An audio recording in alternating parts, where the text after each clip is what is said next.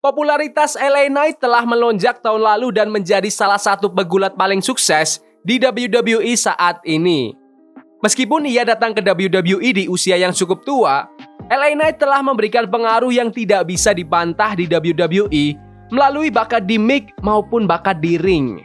Dengan WWE yang akhirnya nge-push LA Knight, popularitas sang veteran itu pun melonjak, bersinar terang pada tahun 2023. Faktanya, dia sudah bertanding untuk memperebutkan hadiah terbesar di WWE, yaitu Undisputed WWE Universal Championship melawan Roman Reigns. Itu bisa dikatakan bahwa ia telah berhasil di bisnis sport entertainment ini. Para fans LA Knight juga tumbuh pesat di tahun ini, dan hal itu membuat semakin banyak para fans ingin mengetahui lebih banyak tentang LA Knight. Dengan sudah menjalani karir selama bertahun-tahun di perusahaan lain, tentu ada banyak hal yang perlu diketahui tentang LA Knight. Sebelum kita lanjut, upain kalian like dan share video ini ke teman-teman kalian yang suka WWE. Dan jangan lupa subscribe, soalnya aku upload video setiap hari. Let's go. Inilah 5 fakta tentang LA Knight yang perlu kalian tahu. Yang kelima, Max Dupri itu LA Knight. Meski memiliki performa yang baik di NXT, Vince McMahon tetap saja ingin mengubah gimmick LA Knight. Ketika LA Knight memulai debutnya di roster utama, hal itu tidak sesuai dengan harapan banyak fans. Ditemani oleh Mace dan Mansoor, LA Knight sebagai Max Dupri memimpin grup bernama Maximum Male Models. Ia memang sudah mengerahkan seluruh kemampuannya, tetapi jelas bahwa para fans tentu saja menginginkan sesuatu yang berbeda. Maxine Dupri juga ditambahkan ke dalam peran sebagai adik perempuannya. Seperti peran yang lain yang pernah LA Knight jalani sepanjang karirnya, dia mengerahkan seluruh kemampuannya untuk karakter tersebut. Tetapi lambat laun, gimmick Max Dupri akhirnya dihapus dan ia diubah kembali menjadi LA Knight oleh kepala kreatif yang baru, Triple H.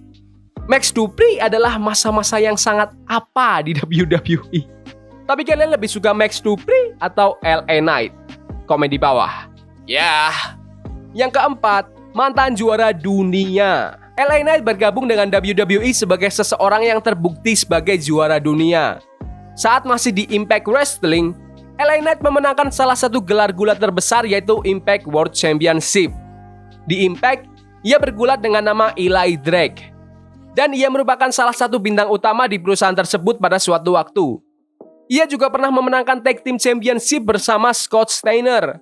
LA Knight memenangkan gelar juara dunia tersebut dalam pertandingan Gauntlet, mengalahkan Eddie Edwards di akhir. Tapi LA Knight akhirnya berhasil dikalahkan oleh Austin Aries. LA Knight adalah superstar yang sudah terbukti bahwa dia pantas menjadi juara dunia di WWE. Tapi, apakah LA Knight akan segera menjadi World Champion di WWE? Coba kita lihat aja ke depannya gimana. Yang ketiga, berusia 41 tahun. LA Knight lahir pada tanggal 1 November tahun 1982. LA Knight bergabung dengan promosi pengembangan WWE pada tahun 2021 saat ia sudah di akhir 30-an. Yang merupakan tren bagi NXT saat itu, merekrut pegulat yang lebih tua untuk membawa aspek pengalaman ke brand pengembangan WWE tersebut. Meskipun LA Knight kini berusia 41 tahun, ia merasa semakin lebih baik dan populer di WWE. Ia merupakan salah satu superstar paling populer saat ini. Tidak jelas berapa lama ia akan bertahan di atas ring, tetapi bisa jadi masih beberapa tahun lagi. LA Knight mempunyai tinggi 185 cm dan berat 106 kg. Fakta bahwa LA Knight terlihat lebih pendek dibandingkan superstar WWE lainnya seperti Roman Reigns, Randy Orton, dan masih banyak lagi, menunjukkan bahwa banyak raksasa-raksasa yang berkecimpung di WWE dan gulat secara keseluruhan. LA Knight jelas tidak pendek, tingginya lebih dari 180 cm. Tetapi di dunia WWE, ia terkadang lebih pendek dari lawan-lawannya. Namun, LA Knight itu cukup tinggi, sehingga hal ini tidak mempengaruhi kredibilitasnya, karena ia masih merasa seperti seorang pegulat dan petarung yang sah. LA Knight ternyata juga belum menikah. Ada banyak pegulat profesional yang berpacaran atau memiliki hubungan dengan sesama pegulat di industri, tetapi LA Knight bukan salah satunya. Ia menjalin hubungan dengan seorang model bernama Michelle Yavula. Yang kedua, reputasinya itu buruk di NXT. LA Knight pernah menandatangani kontrak dengan WWE pada pertengahan tahun 2013. sekitar 10 tahun dalam karir gulatnya. Ia bergulat untuk brand NXT. LA Knight saat itu menggunakan nama panggung Slade Randall dan seringkali berkompetisi di acara house show dan dark match, biasanya sebagai jobber.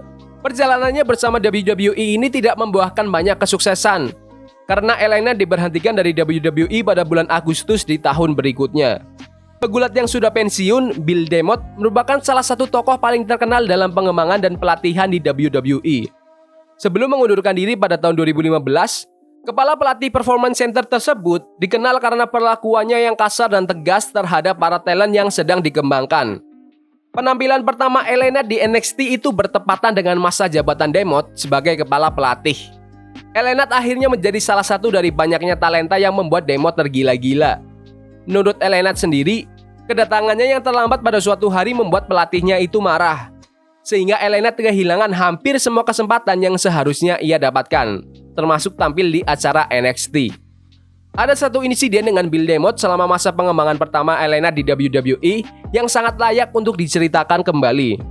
Setelah dikubur dan diperlakukan dingin oleh DeMott, LA Knight memasuki kantor kepala pelatih itu untuk membicarakan masalah yang mereka hadapi. LA Knight menegaskan bahwa percakapan mereka itu sopan. Tapi tiba-tiba ada rumor yang mulai menyebar bahwa LA Knight itu mendobrak kantor DeMott dan terlibat konfrontasi yang jauh lebih panas.